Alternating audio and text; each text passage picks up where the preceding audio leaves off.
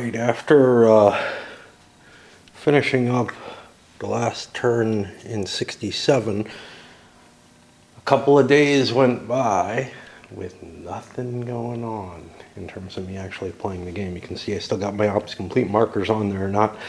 I don't think I'm terribly terrified of Tet. I think this is just me unable to face more other things in life that I need to get done. So I slip into this depression, and it's like, but I am having difficulty when I come up here to play. It's not like the turns are rolling off me as they were for a few days way back. The reason I'm back on before I start doing all the bookkeeping work is that gave enough time for my video to get watched by probably the most knowledgeable person who's following it, and certainly that's following it and responding.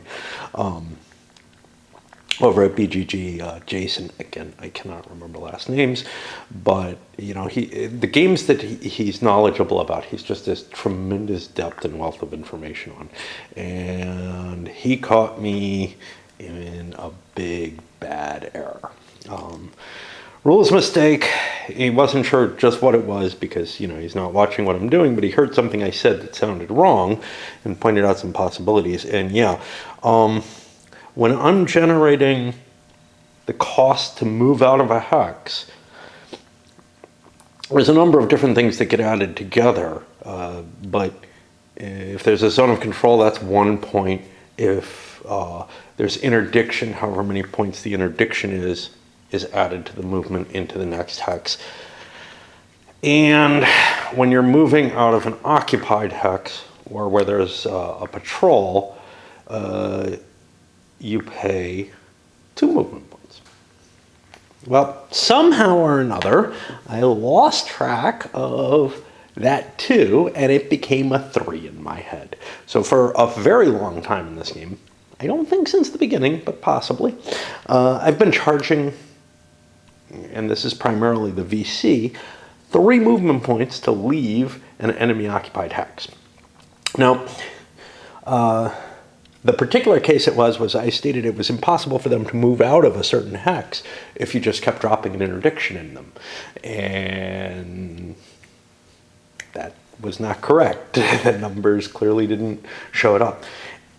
But it has greater implications than being able to just stand on a VC unit and pound it to the, as much as you're willing to pound it, which honestly probably favored the US, but not by that much. But the other thing it's had an advantage with is when I initially step on a VC unit, on its alert roll or whatever, where it can prevent the operation from happening at all. And that's where I really think it's had an impact in terms of building up this body count. The VC really can't stand and fight in most cases, and they can't really afford a pursuit in many cases, especially as the pursuit, as the combat die roll starts to hit the high end, the pursuit numbers get higher and higher, and it's really hard to get away from the enemy. And I think my body count's too high, which means I've been wiping out VC units too quickly, which means forces that are being brought in aren't replenishing. We have a big cup full of pieces. The VC aren't as prepared for Tet as they really should be. All kinds of problems like that. And there's not much I can do to fix this. Strangely enough, it makes me more interested in playing than I was before. Knowing that this was a mistake brought me up here to hang my head in shame. But also, I'm going to, prepare for Tet. I think I'm going to go ahead with Tet. The decision doesn't have to be made until the very end of sort of the bookkeeping phase. Basically, when the VC, the NLF player is buying his forces and everything, he has to decide, do I have 10 extra points for Tet? Or do I need to wait? How important is it? Well, I really like the idea of doing it in the spring. First of all, because there's this historical point for it, but also because the air power reductions should limit the U.S. players' capabilities of reacting. As long as these numbers just keep getting higher and higher. And of course, the wasted resources last turn, in part that's because the U.S. was doing so well. But I am indeed kind of wasting resources across the board. There are pieces that aren't moving, that aren't taking operations, etc. But that wouldn't be the case if there were more VC units on the map. I would be able to process operations. In particular, the 101st Airborne didn't do anything. Mainly because hitting something that's this close to the border, it'll very quickly give me the option of, do you want to invade Cambodia for this piece? Are you sure? Are you sure you want to? Which just doesn't feel valuable to me. So I'm going to make my decision on Tet, my final decision, after I finish the turn. I've got a lot of worries here, like, hey, Saigon may fall because I don't have very many replacement points and I don't tend to buy a lot, and I'm just going to keep playing that way.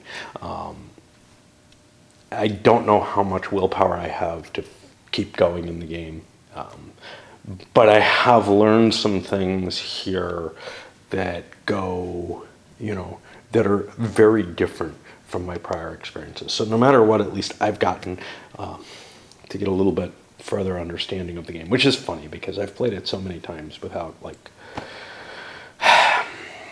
having a good clue. The key to it all is you cheat with the American. Yeah, I mean, it's hard to tell because they really kicked ass, and I don't think they would have without that cheating. That's essentially the equivalent to, so I'm not free firing for the most part. So it's the difference between basically using 6 firepower points in each attack and using 14. So it's like 8 extra firepower on each attack that I've been able to drop in there without counting it against me. And yeah, that definitely has an impact, That's a lot more than these 70 I didn't use last turn. Okay, some initial rolls in the north were very bad, actually, for the U.S.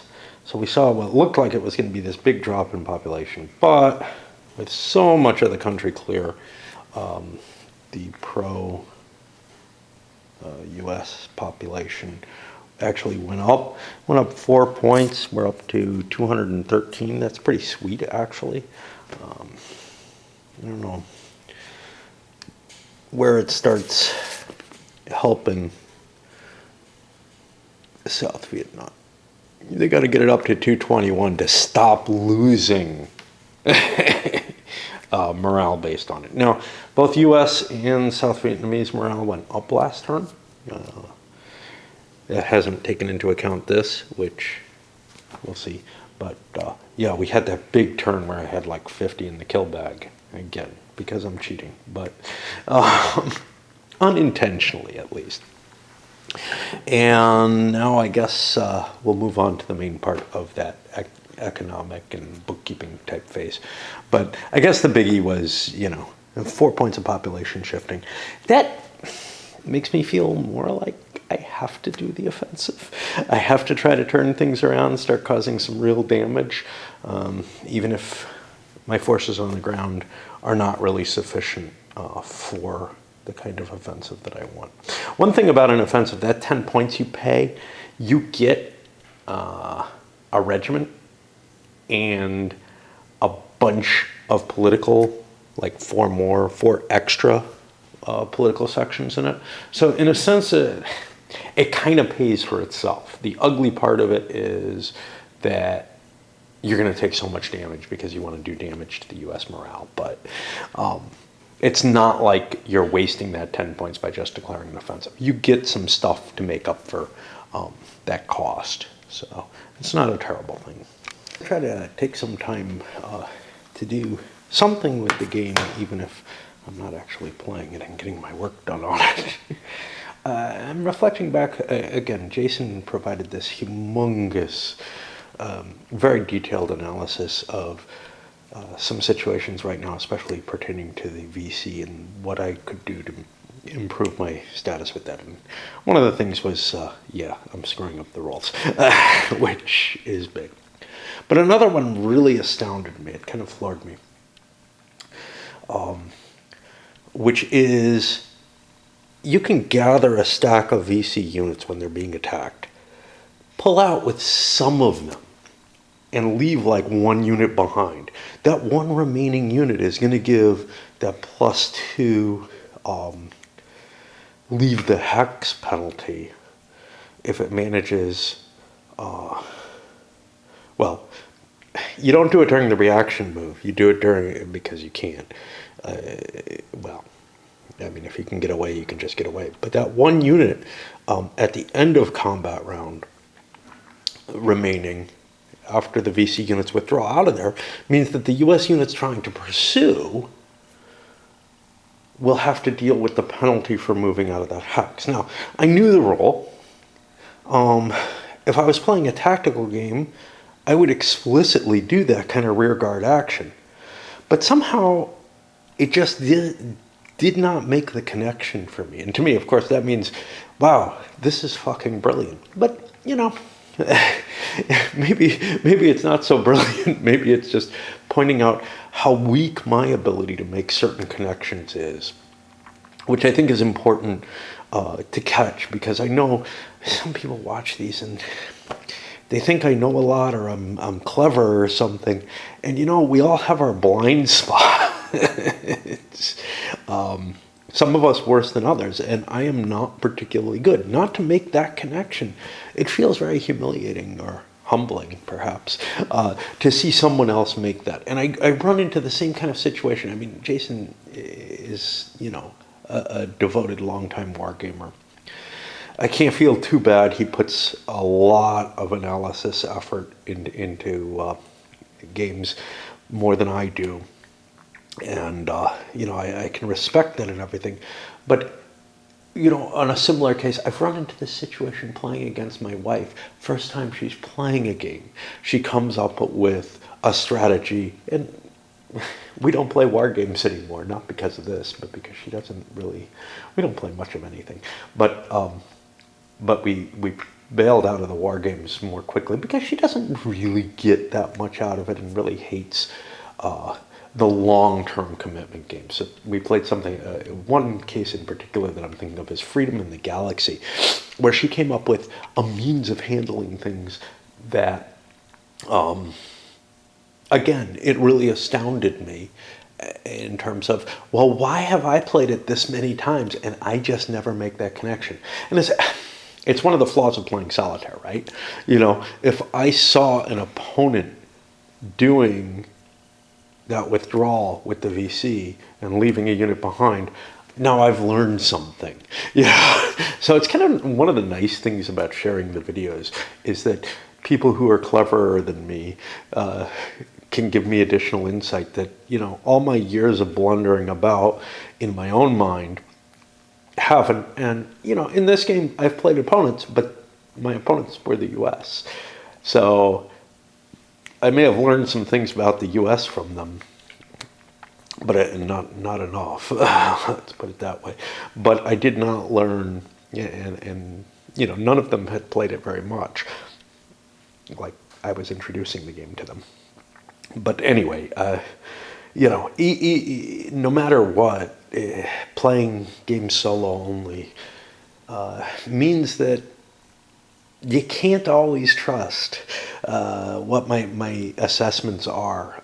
You know, like this one, not only solo, but with the opposed games as well. My assessment was this was badly unbalanced in favor of the NLF. Well, certainly if I cheat with the US, no, but we'll see how that works out a little later when I start trying to conduct operations under the rules correctly, because I think that 1 point of reaction, that 1 point penalty is actually fairly significant, and we're seeing a situation that is just much, much stronger than the U.S. should actually be in at this point. But that's okay. I'm fully in favor of cheating for the U.S. because of my prior failures. All right, anyway, that lets me steal a little bit of time onto the video, I guess. So, given the advice I've been given, I expect things to be pretty questionable on this, but I'm not following it. I'm using the kind of thinking that I've used every other time I've played through the lens of what I've seen, which, again, we may not know that it's sufficient. So far, the VC has not taken advantage of the fact that maybe U.S. replacement points have been fairly low. I'm told 30 is a good minimum. Well, I never hit, as a minimum where you should kind of stop doing operations if you hit around there, because if it drops below that, the VC should go wild all over you. Well, that's also from someone who plays with the U.S. ramping up, I think, at a harder rate than I do. And maybe doing other things that are probably better than I do. I found myself in a position where I could keep myself down to only four points of commitment for the turn. Is this the turn to do that in? No, but you know what? I didn't have... I'm finding myself not really using my resources, which is a reason why I maybe shouldn't go all in on resources. Now I got to be careful here because my Air Mobile is actually a problem. I don't have that number at the right place. So what I did instead was bought myself some Arvin resources, replacement points. I got an upgrade too. I don't remember what the hell I upgraded. Some regiment somewhere or another that I hadn't gotten that is likely to be useful. I bought myself one supply point with that and only 9 U.S. replacement points, which puts me at 19, where I think the offensive is going to come. But you can never be sure, right? And this is honestly a point number I wouldn't want to be here thinking that the offensive is going to come, but I also rolled a die and said on a 1 in 6, I would not count on the offensive here. And I got that one because the advice of the other player is that the VC should not be attacking here. So I went with the minimal value there. That doesn't help Arvin. In fact, their morale is dropping this turn down a point to 77 because we're not seeing that U.S. commitment coming in. But okay, whatever. On the VC side, now I haven't deployed yet, but I've got almost all of my battalions in play. I'm going to have 2 full VC divisions on the map. What I'm weak on is the North Vietnamese units. I'll live. This may be supposed to be in North Vietnamese. Instead of buying North Vietnamese units themselves, I bought myself some replacement points, and they bought 9 more replacements, which again, that's not sufficient either, but I don't have a lot of North Vietnamese units on the map. So I'm kind of expecting this to be kind of a weird offensive. The VC and NLF are so weakened overall, and due to successes that my cheating brought about, but also perhaps due to low ramp up compared to what competent players would be doing with the US, I don't have as much force on the map. Anything else there I need to talk about? Yeah, so again, I'm going to get more political sections. I have to look this up to see if this is a VC unit or an NLF unit that gets recorded for free. I think it's actually an NLF unit, but I'm not positive. I think we're about ready to start the Tet operation, whatever you want to call it. Offensive. As you can see, a lot of VC units on the board now again. You know, I got like one unit in the cup. Not in the best of positions because I had to withdraw, but I had to withdraw to save my units so I could get everything on the board. That's going to allow me more attacks. My feeling in the game is a lot of these VC units are going to get themselves engaged in attacks and get themselves in a lot of trouble really fast, which means if they attack in the first turn of the scenario, of the season, they may not be around for the second turn of the season.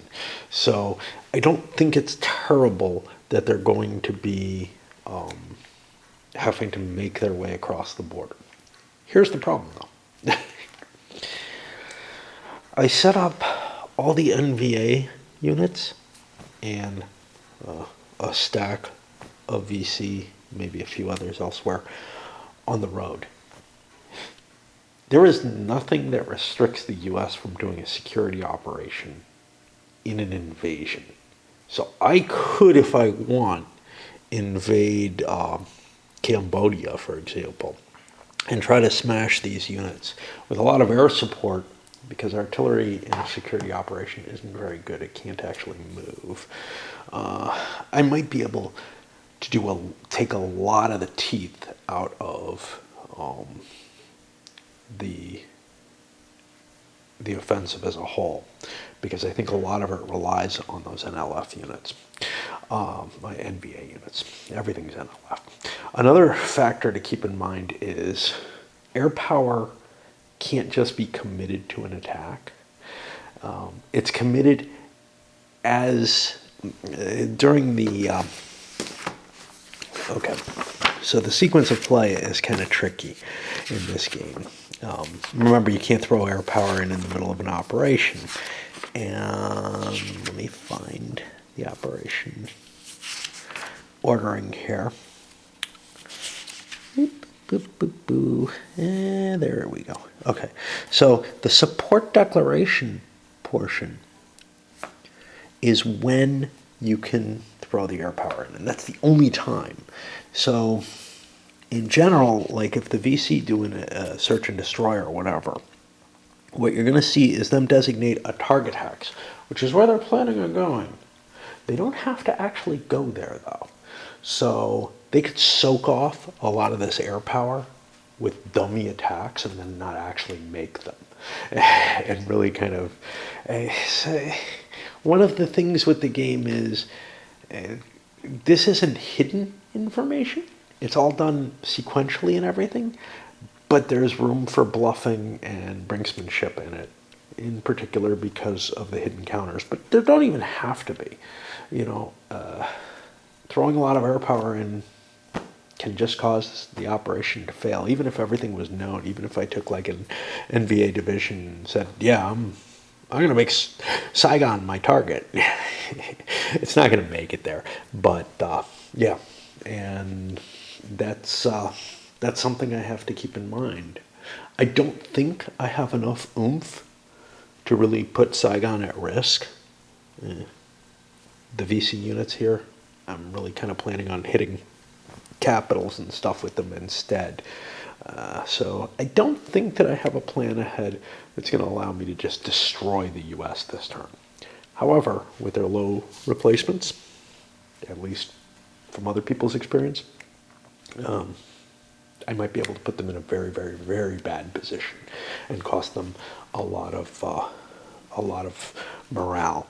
Over here, Arvin was fairly effective. We have First Corps is always ineffective, basically, and Fourth Corps we only have the 18th Division, which is doing garrison work. I don't count on it. It can only be active on a 1. So we have most of Arvin effective. That's something that I had to declare the offensive first on. There's the NBA extra unit. This looks like an area where the U.S. is going to have trouble getting excess forces in. That's where I have it. I have very good numbers of replacement rates, so I can make lots of attacks and get that attack number up and try to drive down the U.S. morale that way.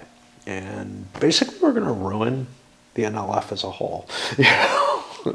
The question is, how much damage do we do to Arvin and U.S. morale? in addition to wrecking ourselves as a military force. And then what is the impact of all that on the rest of the game? Because Tet was pivotal in the actual war. It may not be so much so here. I really don't know how it's going to play out. I know the last time I did it, my goal was very easy. I basically was able to get an attack in on Saigon and drain the U.S. replacements to the point where they just couldn't, and hit them elsewhere to drain replacements, etc., to the point where they could not support it. I don't think that's going to be possible in this game. I don't have as many VC units as I did there. The U.S. has done too good a job. And again, some of that's because I was misreading the rules. So the first thing I wanted to assess is whether a security operation makes sense. I haven't been using security operations throughout the game. The threat of them has been enough that the VC have stayed off the roads for the most part. But with all these big NLF stacks sitting on the road, I'm like, shit, I ought to probably go wipe those out. Okay, well, part of the problem is I've kind of, because I'm not using them, forgotten what security operations limitations are. And while they would allow me to take a stack and drive up and hit, and drive up and hit, and drive up and hit, because basically I don't pay any movement point costs except, I believe, for moving through zones of control and, well, leaving zones of control, leaving occupied hexes. I don't think there's a cost for attacks themselves. And I have, you can't throw artillery in, but I have a lot of air power I could throw into that operation that could do a lot of damage. The real limitation that's going to hurt me here is I can only use a single stack of units starting together. Now, normally, when I've seen security operations in use, it's against the VC who happen to just be sitting, you know, on a town or something like that, and it's a value. Not all of these are towns. Some of them are just tobacco. They're also burn marks, but we won't talk about those. I didn't add any this time.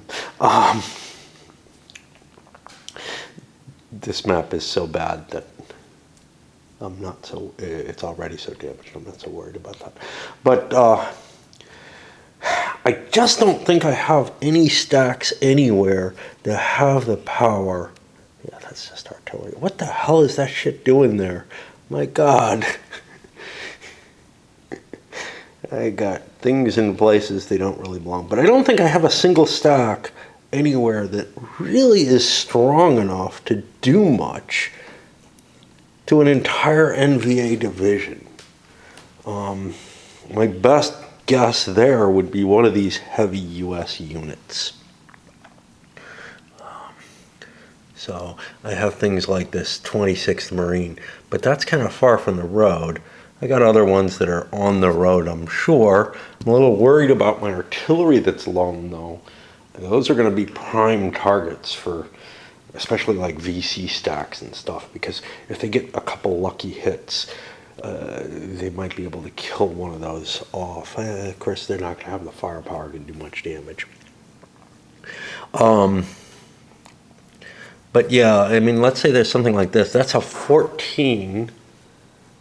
It's free fire because it's an invasion.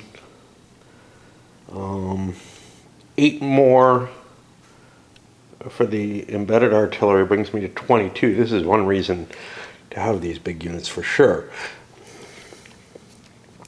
But let's see, that 14 I can apply, I don't remember the multiplier on firepower. 3 times. So 14, I could add another 30, 40, wow, this is getting kind of big, 42. So that's 56 strength points.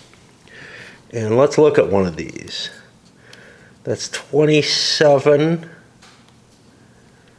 33. So I'm going to be looking at the 1, or the 3 to 2, which gets me a +1 bonus, a lot of firepower, which allows me to do a lot of damage. You know what? I think we go for it.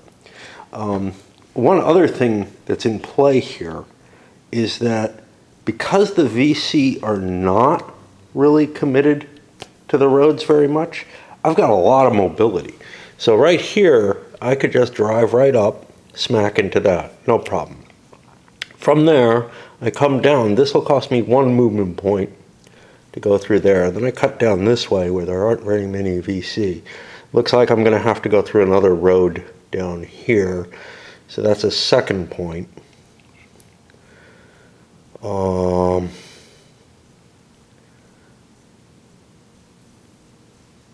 then I can hit that. Plus, I've paid to move out of there. So that's a third point, a fourth point of movement. Then I get out. We're assuming everything goes well. A fifth point of movement. A sixth point of movement. A seventh point of movement.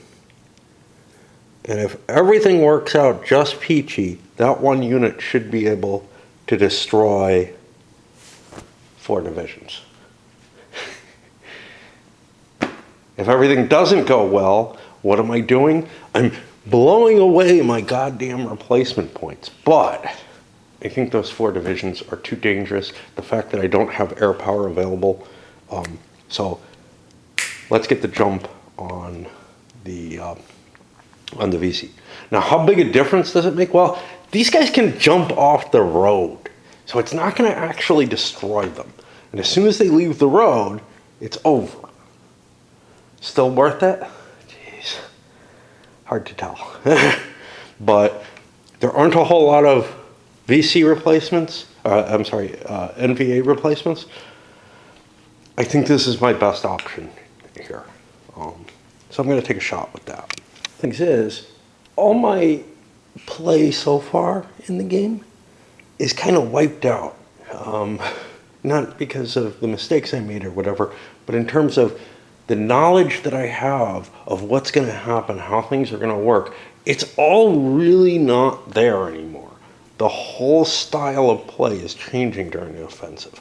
And honestly, after this offensive, I actually, from what I've read, if it's fairly effective, I expect the style of play overall to start making some serious changes. We're getting close to the point where the VC are becoming less and less able to create troops inside, well, anywhere really, because they have to pay that Ho Chi Minh Trail population infiltration. You have to be getting the men down into wherever you deploy them. So a lot of what I do is going to be really more trial and error, like it was maybe at the beginning of the game when I didn't remember how to play very well. I've done an offensive before. The conditions were such that it wasn't very important. Now this may be completely terrible, especially with those low replacement points. The odds may be bad. I'm not limited to that 42 strength points that I added, so I actually have thrown in 47 air plus the 8 to 55 fire points, because that gets me to a better column on here. I want to do a lot of damage. I don't expect my air points to be useful. That's not entirely true.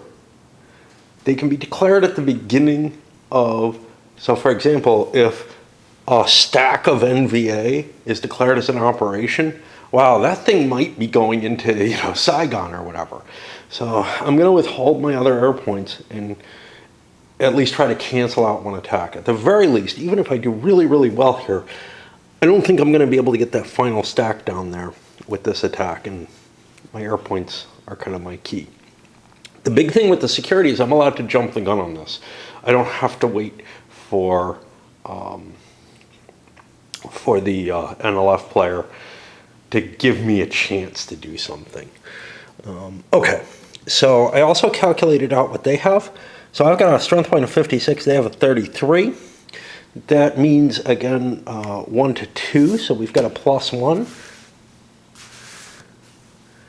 terrain bonus is -1, so that cancels out. And we're rolling out in the open here. I could interdict with some of these fire points. What does that do for me? Well, he's going to be able to get out of here no matter what, I think. So only +2 for leaving the hex, not +3. And the jungle costs 2. So he only needs 4 movement points. Those units have 5 for the headquarters. It would be cool to kill that.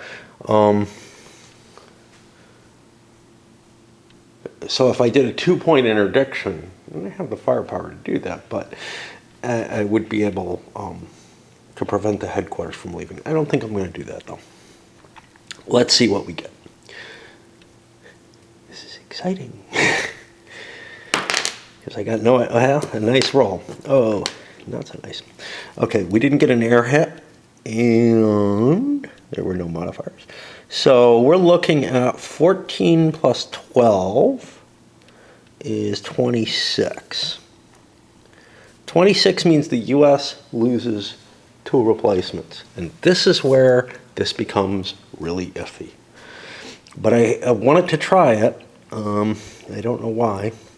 You know, I like to test things out rather than just analyze them. But at this point in the game, I'm trying to test things out at a point where it could cost me severely. But there's no real either answer. Okay, and then for the VC, they're at 21 plus all 55 fire points come into play. That puts them on the 76 chart. They're going to lose 9. Jeez. I cannot afford that many replacement points, so I'm going to take 2 hits. And as I said, 1, 2, 3, 4. Now, I have 1 more movement point, but I'm going to stay there. And I'm going to continue this with the others. I am doing some definite damage with this operation. I don't feel too badly about it. I just wish I had a whole lot more U.S. replacements because this is going to get really ugly in this offensive, I think. Again, I'm not playing either side very well, I don't think. Certainly not in conformance with the advice that I've been given, but I also like to make my own mistakes, but understand them as I'm making them a little better. One mistake I made right off the bat was my movement point cost choices. I didn't count in the 2 points it took to get back out of here. I can't keep pounding on them. They're not on the road anymore. So now I'm up here, but I've already spent 5 of my movement points. I'm not going to be able to get out and do those other 2 units. I'm going to be able to hit 2 units. Is this similar, or is this one where there's more firepower? No, this is basically the same exact attack. So, oops, yeah. And I probably won't roll a 6. Close enough. Okay, so we're looking at 12, and it's the same kind of terrain. 12 plus 14 is 26. Only 1 U.S. replacement this time. That's kind of cool. And we were over on the 76 table. That's going to be 6 for the NLF. The problem with this, 6. I don't think I get NLF points back as, NVA points back as anything. But I kind of don't want to take 6 of those 13 replacements I have. I'm going to need them to maintain attacks. 6 is almost 7. I'm going to have to look that up, but I think I'm losing another unit there. And the net effect was not that impressive as far as I can tell. A couple of kills, I managed to pick off a VC unit. I kind of cheated, and I don't want to roll it back. I thought these roads connected, and they don't. But I'm like, okay, they do. Because they probably do, just a little bit further into the trail and whatever. And the U.S. took another replacement loss. So they've taken, 4 replacement losses to basically kill 2 NVA divisions and a fairly decent NLF VC battalion. But they've also done an invasion, which I have to remember the cost of and record that. I haven't done that yet. And wow,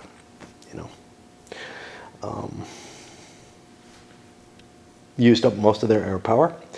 And now it's time for me to let the NLF play, I think, and hold on to the remainder of my few air points for operations that look dangerous. And there are a stack of there's 3 operations down there that I'm particularly scared of. I'm not terribly scared of what this is going to do. This might pick on that damn little unit if it's got nothing better around it, but it does have this little town here to hit and stuff like that, so I don't know. I'm also allowed to do strategic movement. Let me consider that before I hand things off, because I want to get things where they want to be. If things are very much out of place to defend places, or if they're very undefended places, I don't want to leave those just hanging out there. Okay, I didn't find anything I really needed to reposition. You can make arguments one way or another, but I'm leaving things as they are, mainly because strategic movement, well, one thing it allows me to do is get a jump and protect things, but I can always protect those things using reserve movement. However, I'm finding myself not really using reserve movement as I start testing it out. First thing I did was picked on an artillery piece. That was not as pleasant as I thought it would be. I did no U.S. casualties. VC took casualties. Now they got their attack off, and then it got away. And it got away into a hex that the units involved definitely do not want to attack, and the VC do not have the same reinforcement capabilities that the U.S. does. They don't have that kind of flexibility in the game. So that's a problem there. They can't develop a larger battle for the most part. And there are ways they can, but in general. Then I made an attack here on this town where there was a little armored unit, and what the hell happened to it? It slid up to Da Nang. 1, 2, 3, 4, 5, 6, 7, yeah. Okay.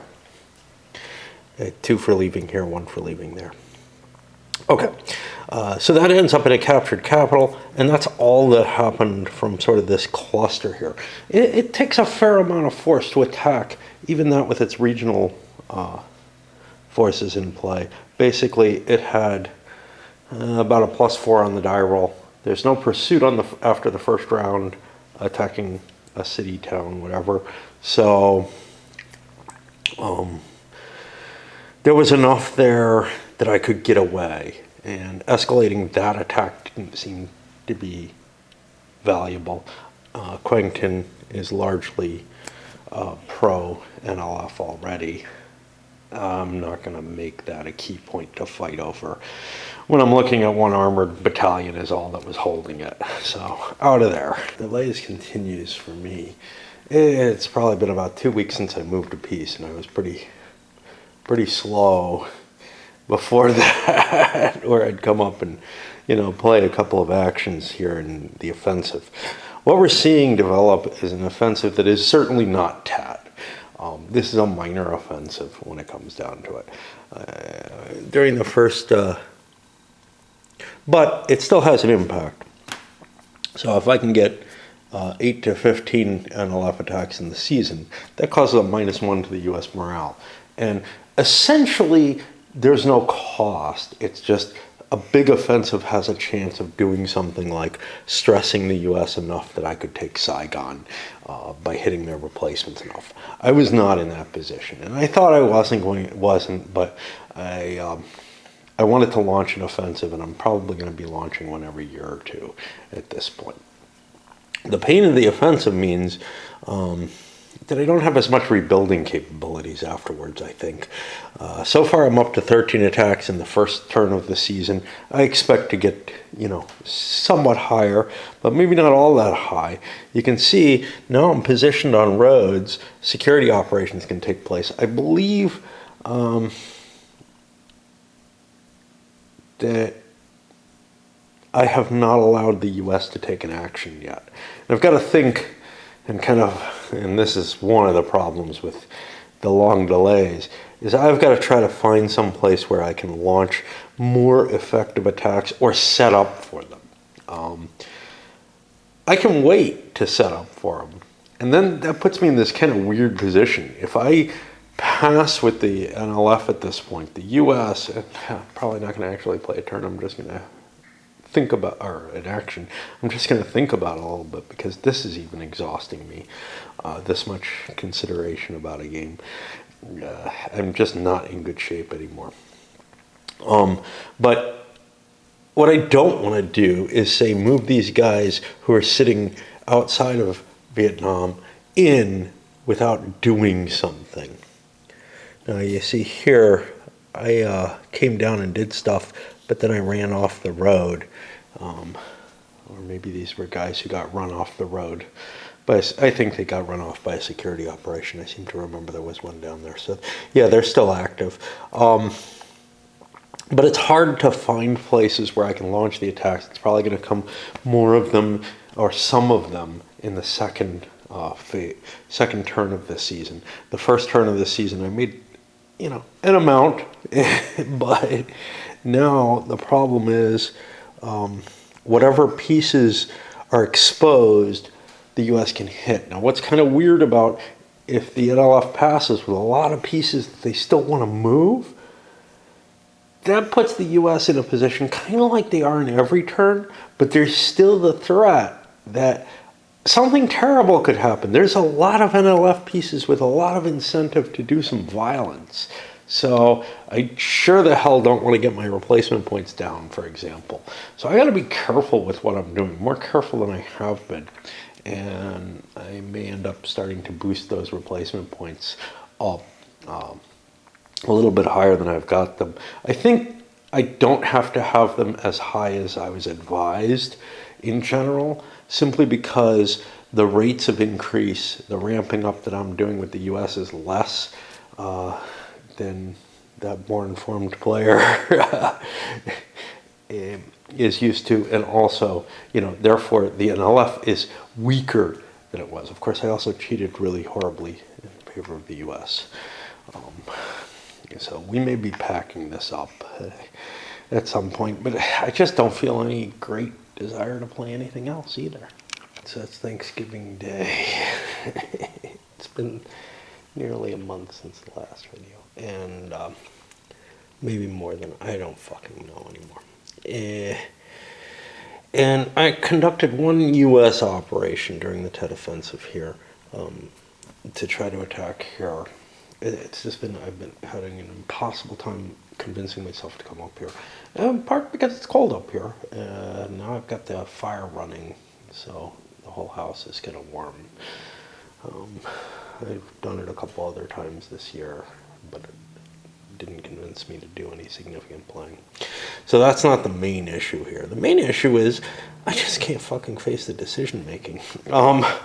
I'm looking over here and I'm like, I tried those security operations before. They didn't gain me much, but they may be the best I can get.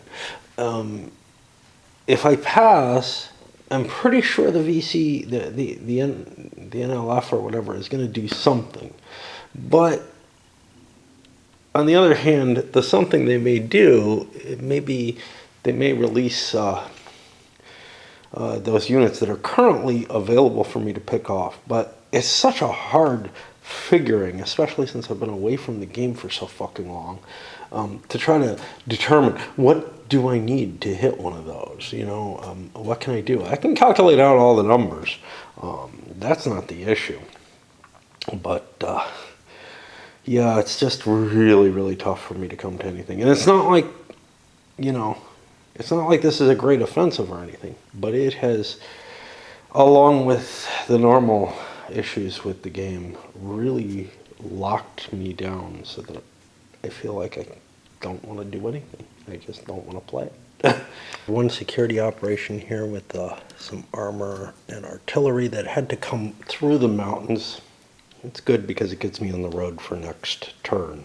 But yeah, you know, kind of a painful thing. Up here, I feel like there are no VC and NVA units that I gotta worry about too much. So, okay. I could conduct that operation. Here, I had a bunch of units on the road. However, because of the mountain movement and everything else, I was not able to get much. I managed 2 strikes. I used up the remainder of my air power, which kind of sucks because artillery doesn't really work well on security missions. They don't have the movement points to move along with the armor or whatever that you're using for the security. So a lot of air power can be really helpful here. And the other thing is, you know, the VC got off the road. Now it's done.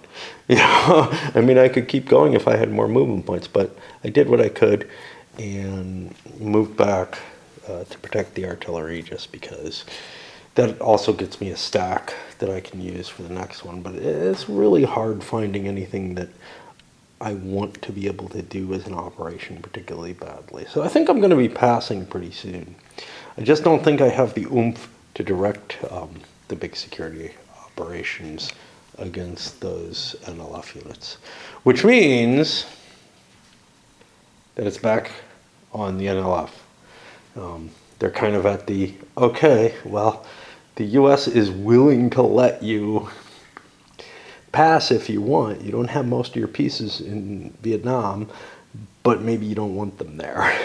Reason not enough to quit, but it's taken some impact on me. And I figure it's better for me to make bad decisions and push on than to sit here paralyzed and unable to play, making no decisions whatsoever. So I started shifting some of my VC forward because, again, the US is saying, yeah, go ahead, after each time. Basically, you know, the pattern is VC has first option. They don't really want to do anything right now. If they want to jump a couple actions, they can. Then the US has the option to jump in. Then the VC has the final option. Do they want the turn to end, or do they want to keep pushing? Well, they clearly want to keep pushing. They have too many uncommitted units in an offensive.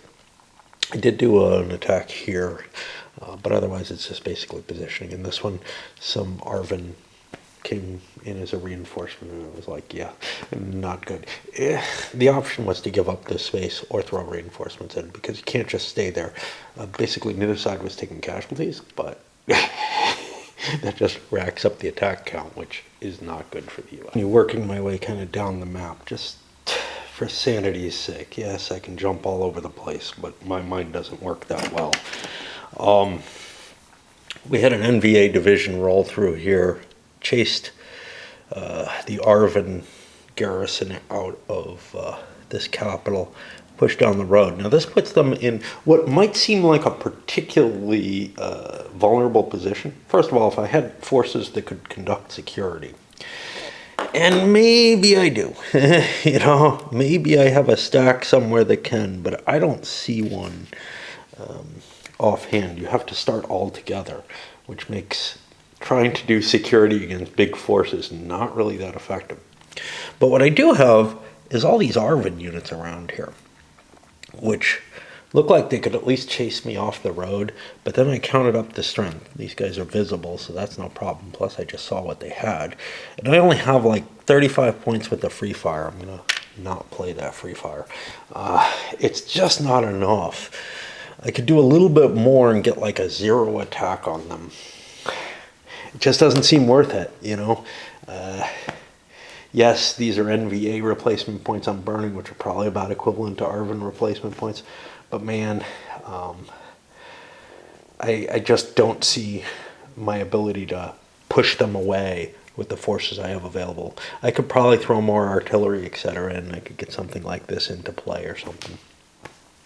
But I think I'm better off taking whatever that has to throw at me and not pick on it at this point until I can get something more significant. I actually do have some significant forces. Like if I brought the 1st Marine against them or something, I could do a lot. But I don't want to commit that much to destroying something like this. I also could, you know, do a security operation with Saigon, with the forces in Saigon, the capital division. But again, wow, you know, that's a big expense, and it would also expose Saigon, so I'd have to throw something else in there first, and I don't want to do that. So actually, you know, the NVA has some capacity to move around as long as they stay together with some staying power, which feels a little strange. It's just not what I'm used to in this game. I'm going to probably end up splitting this single turn into 2 videos the way I'm going. So at the end of the turn, I'll cash this one out, which makes sense, you know, in terms of how long I'm making people wait, but also in terms of the length of the video. Now the U.S. has to really consider, do they want to give the VC NLF player a chance to pass?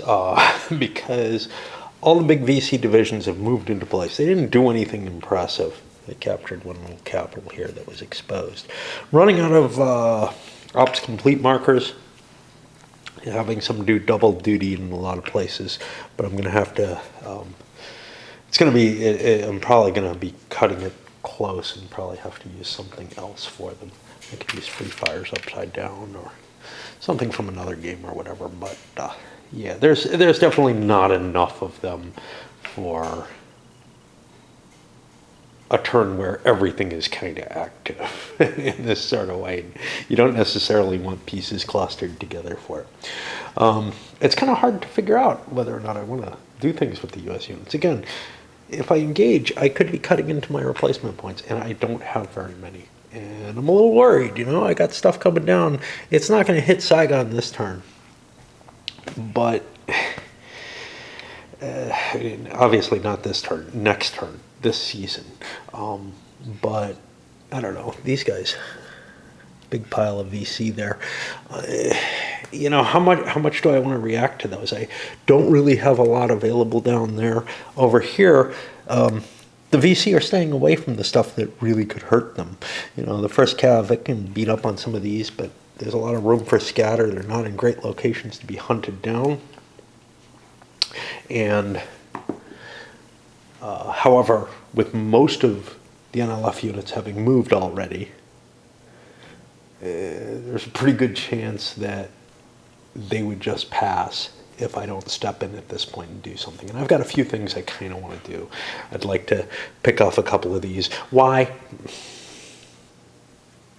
I don't get the body bag off this turn, but anything I can do that I feel like I have a pretty good chance of reducing the impact of this offensive, the better it is.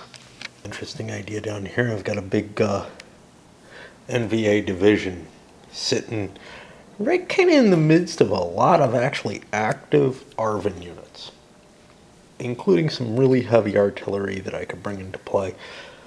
I could probably light it up pretty big, but then I start looking at it, and the numbers come out, it's like 1 to 1. Yes, if I free fire the hell out of the area, I might be able to do something, but as it stands, I'd probably be trading ARVN points, maybe a little worse odds against the NVA points.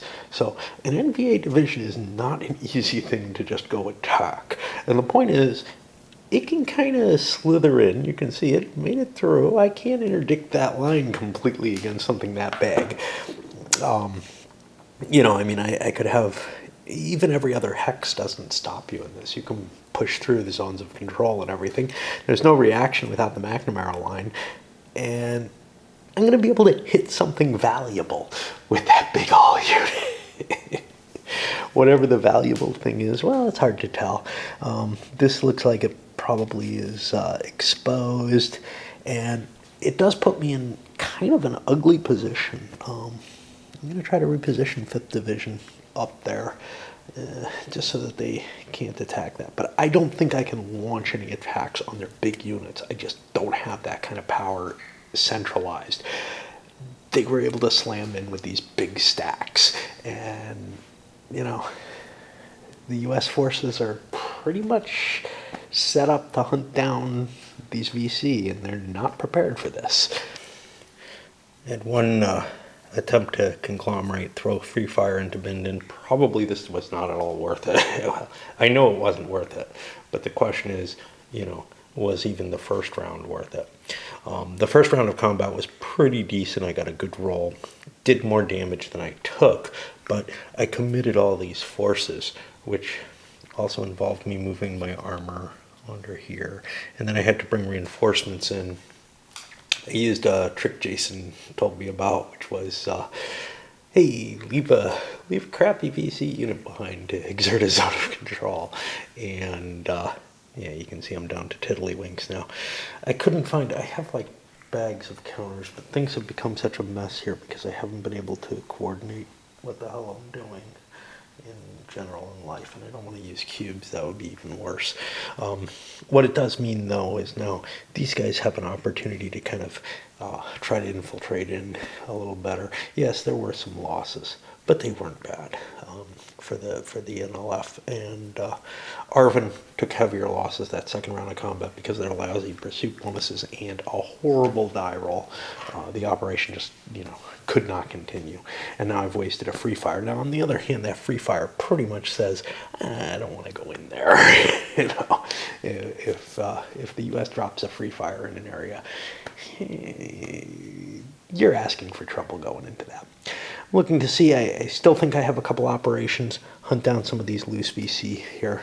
I kind of feel like I just want to end the turn, but let's see what I can take out. And I think we're about done. Let's take a look at, just to make sure I may see something. This guy probably wants to move. Maybe some of these guys. It's kind of a, well, does the VC want to do anything at the very end? I did quite a few things clearing up, but we had U.S. operations down in here, over here, just trying to pick off limited units. I'm not finding a lot of success with the Arvin units, but I am pushing them down to get them into position as reinforcements, whatever. Better to take losses with. I don't know what the hell this guy's doing. He probably ought to get his ass in gear too. There's nothing really up here for him. He was just patrolling crap up there. So yeah, I've got a few more U.S. units. I want to move possibly a couple more VC units, but for the most part, I think we're set to go over. I don't want to load this up until I know I'm done, because something exciting might happen at the end of the turn, and I got a few more minutes left. But I can't keep playing tonight. I've actually put a decent amount of time in. Yay me. After a couple of days of not playing, I hurt myself after dancing. I took a bad fall, and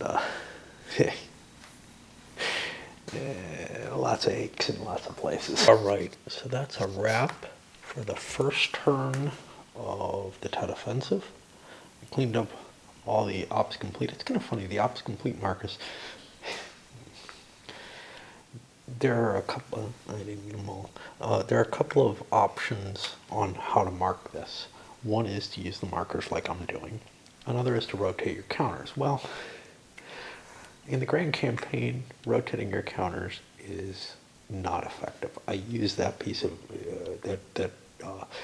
information bit for something else. I use it to indicate what's active to some extent, sometimes what's actually operating in a particular operation, stuff like that. So I can't really afford to use those, but there aren't enough of these, as we saw, for at least during the offensives when there's a lot of pieces, a lot of stacks doing stuff all at once.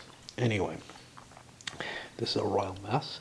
I don't remember it being this messy, so my hypothesis is that last time I played, I think I did make it into an offensive, but I basically concentrated so hard on wiping out the U.S. replacements and then getting Saigon. In this case, I don't feel like I had enough oomph to do those two things. And you can see I cut the U.S. replacement's quite hard. I don't remember how many they had to begin the turn. That doesn't get recorded here directly. I've got 54 air left. I may not want to use them up on those big security operations. I found myself really wishing I had some air power when I wanted to do some cleanup areas. Well, the north is still largely under U.S. control. Over here, and the VC have come in quite a bit of force. In the center, where the VC also always had strength, they had a lot of strength through here. Again, they're in a lot of force. Some NVA units there too. The U.S. not really able to do much about that. Yet over here, the U.S. forces have done a pretty good job. We did some repositioning. That Marine got left behind, but he had been used for an operation. But some of these others have been pushed forward. It doesn't look like we're going to get a lot of gain there. Over here where we're near the border, yeah, we were able to, position some force in there, but not much. But the biggie is Fourth Corps, which was largely left alone before. Well, there's a lot of NVA effort going into Fourth Corps, and that may turn the tide there a little bit. Overall, not terribly worried about the U.S. paying too much of a cost with replacement points. Again, the NLF was not in great position for all of this, but that's okay. On the other hand, the U.S. didn't have all that much power comparatively either. So I really wish this game came with a historical buildup of the U.S. forces. I'm sure I could look that up. I go by my gut, though, and my gut is always much, much more cautious than, what allows you to be successful in the game, I guess. My gut has taken a little bit of antacid in order to cope with the forces that I've been pushing in, and I'm still told that's probably too little. Well, what I'm seeing is it's part of what makes the NLF less able to do things. Anyway, we're all set up to go to the next turn in this season. I'm going to kick this one up. And what is it? Spring of 68. Jeez, I haven't gotten fucking anywhere. But yesterday I think I didn't play at all. I had a fire going, but I just didn't. Oh no, I did last night. I came up and did quite a bit last night, if I recall. But today I didn't play at all. And then I come up here and I'm like, well, there was less to do than I thought. Counters are getting kind of messy. The map is poochy, so there's not much I can do about that when there's a lot going on. All right, let's send this one up.